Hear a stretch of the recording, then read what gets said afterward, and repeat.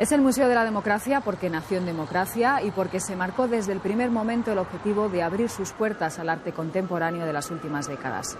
El Museo Reina Sofía está de cumpleaños, 20 años en los que ha habido de todo, pero en los que, si miramos hacia atrás, casi nadie discute su relevancia internacional. Es el Museo del Guernica, un grito contra la guerra y también el símbolo de una España que dejaba atrás la dictadura. La vuelta del cuadro de Picasso solo fue posible cuando la democracia estuvo consolidada. Pero el Reina Sofía es el Guernica y es mucho más.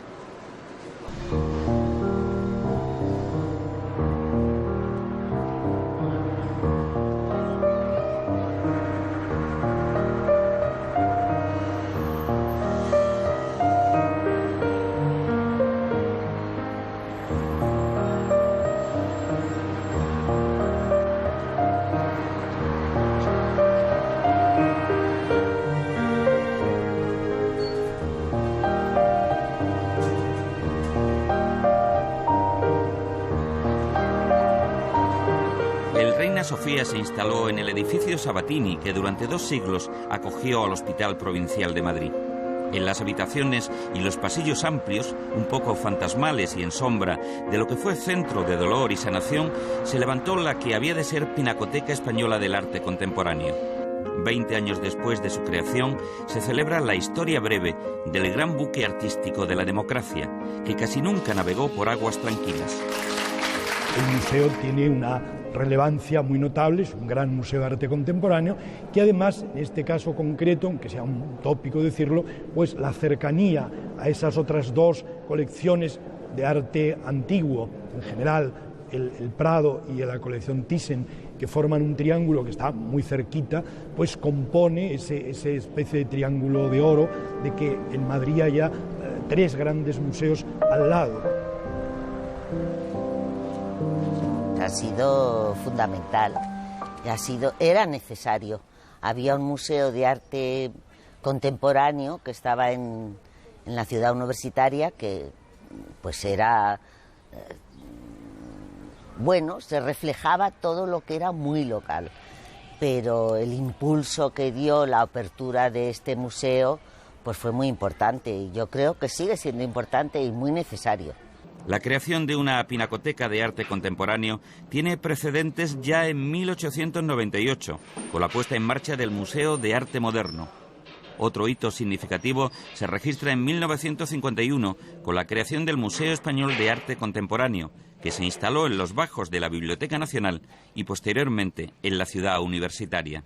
Realmente hasta que no llega el Reina Sofía, el Estado no tiene una visión de qué colección quiere tener. Es con la transición, y especialmente a partir de los años 80, cuando en el museo se empiezan a hacer una serie de esfuerzos muy grandes para tener representación de artistas que habían estado casi excluidos en las colecciones nacionales, como Picasso, como Juan Gris, como Julio González, grandes nombres como Miró, como Dalí, grandes nombres de la modernidad internacional de los que realmente las colecciones no tenían una representación digna. Es un museo que creo que está consiguiendo el contar, el explicar una historia que es local, que es la del arte español en el siglo XX, pero que por otro lado está consiguiendo que esa historia local tenga un carácter universal. Y más aún, es un museo y por tanto tiene que ver con la historia, tiene que ver con el pasado, pero también es un centro de arte, también es un lugar abierto a la producción, es un lugar abierto a los artistas actuales, es un lugar abierto hacia el futuro. El museo está vertebrado por la presencia del Guernica de Picasso, que tras su llegada a España en 1981 se instaló con voluntad de permanencia en el Reina Sofía en 1992, bajo la dirección de María de Corral, uno de los 6 directores con los que hasta el momento ha contado el museo y una de las mejores conocedoras y gestoras del arte contemporáneo dentro y fuera de España. Yo no instalé la colección hasta que tuve el Guernica aquí. Y fue muy laborioso realmente el traerlo. Si uno va a una hemeroteca, pues verán que el ministro Soletura y yo salíamos todos los días en las páginas de los periódicos diciendo que robábamos, que Picasso quería estar en el Prado, todo cosas falsas. Picasso nunca dijo que quería estar en el Prado. Y realmente el traslado del Guernica lo hicimos a las 6 de la mañana al día siguiente de la inauguración de los Juegos Olímpicos de Barcelona en julio del 92. Y fue una cosa maravillosa realmente, con un camión especial, con todo tipo de seguridad. La colección del Reina Sofía cuenta con más de 18.000 obras, de las que unas 1.000 están expuestas. En las salas del museo cuelgan piezas de los grandes autores españoles del siglo XX y de relevantes artistas internacionales.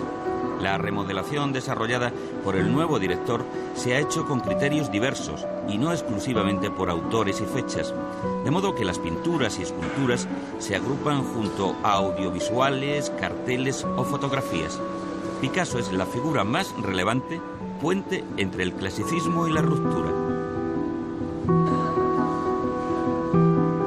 Picasso popularmente, tradicionalmente, se ve como un gran rompedor, como un gran revolucionario. Sin embargo, a medida que va pasando el tiempo, cada vez vemos más lo importante que era para él la tradición artística y hasta qué punto era sobre todo un gran clásico.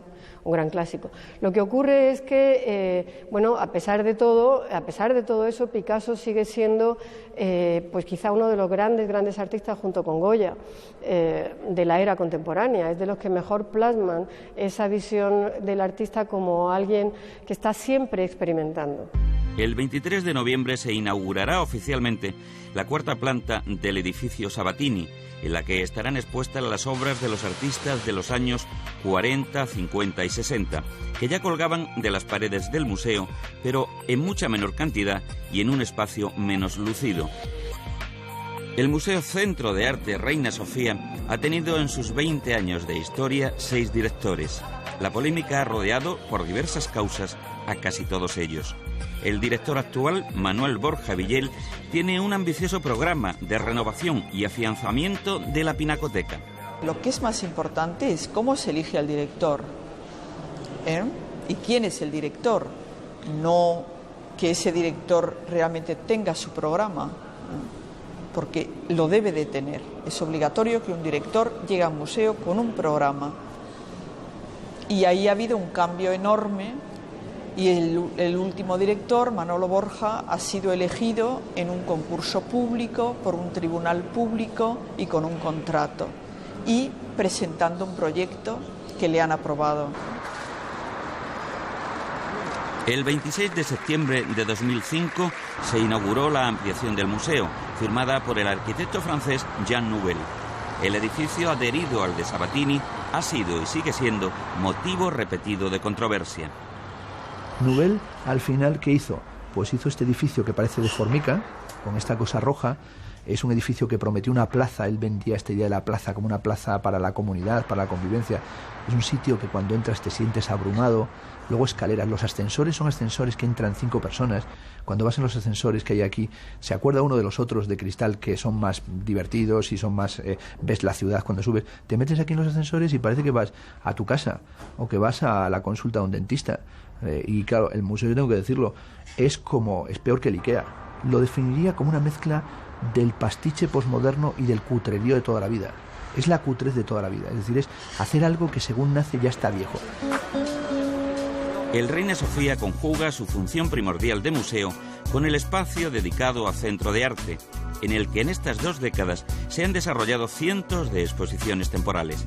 Los grandes artistas contemporáneos, los más cotizados y los más polémicos, los más reconocidos o los más cuestionados, han mostrado su obra aquí. El museo, el concepto de museo para mí tiene un factor intranquilizante, en el sentido de que generalmente repite lo sabido, y eso no es de mi agrado. Pero por otro lado comprendo que la definición de museo tal vez esté en esto. Lo que ocurre con esta institución es que reúne esa extraña denominación de Museo Centro de Arte. Evidentemente yo prefiero la parte de Centro de Arte a la de museo. El arte contemporáneo está a menudo en el centro de la polémica. Una vez aceptados mayoritariamente los presupuestos de la vanguardia clásica, siguen discutiéndose con pasión las obras más radicales y rupturistas de los artistas del momento. Una queja muy común es que el arte actual no se entiende.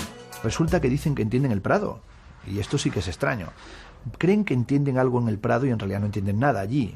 En el Prado lo que entienden es que ven a una señora desnuda, a alguien montado a caballo, a un señor crucificado, pero es imposible entender el Prado para un hombre contemporáneo, porque habría que conocer la Biblia, habría que conocer las Metamorfosis de Ovidio, habría que conocer las grandes sagas mitológicas de la antigüedad. Lo que ven es formas que reconocen. Sin embargo, me sorprende cuando dicen que no entienden el arte contemporáneo, cuando es un arte inmediato, es mucho más sencillo de lo que se piensa. Y sobre todo es un arte que yo creo que a veces hay que aprender a venderlo, entre comillas, como un arte humorístico, que tiene un sentido del humor, de la cotidianidad, de la cercanía. Yo siempre termino diciendo que yo hago lo que se presenta, ¿no? No importa en qué territorio, ¿no? Pasa por ahí un pájaro y digo, hombre, pues sobre pájaros se puede hacer cosas, ¿no? Pero si no pasa un pájaro, pues dice, tú puedes decir, hombre, sobre el hecho de que no pasen pájaros se pueden hacer cosas, ¿no? Y dentro de eso, pues por ejemplo, prescindamos de conceptos como el de la calidad o todo esto, ¿no? Se hace lo que se puede, sencillamente. Los grandes museos del mundo, también el Reina Sofía, están de moda. Las exposiciones temporales, muy publicitadas por los medios de comunicación, originan largas colas. Para algunos se trata de un triunfo del arte. Para otros es un síntoma de la banalización y el predominio del consumo sobre la cultura. El problema, yo creo, es que hay mucha gente que viene a ver el arte contemporáneo, pero porque está siguiendo una moda. Sería un grave engaño que pensásemos que todo el mundo que viene a los museos en toda Europa son grandes especialistas en arte, o les encanta en arte, o han estudiado arte.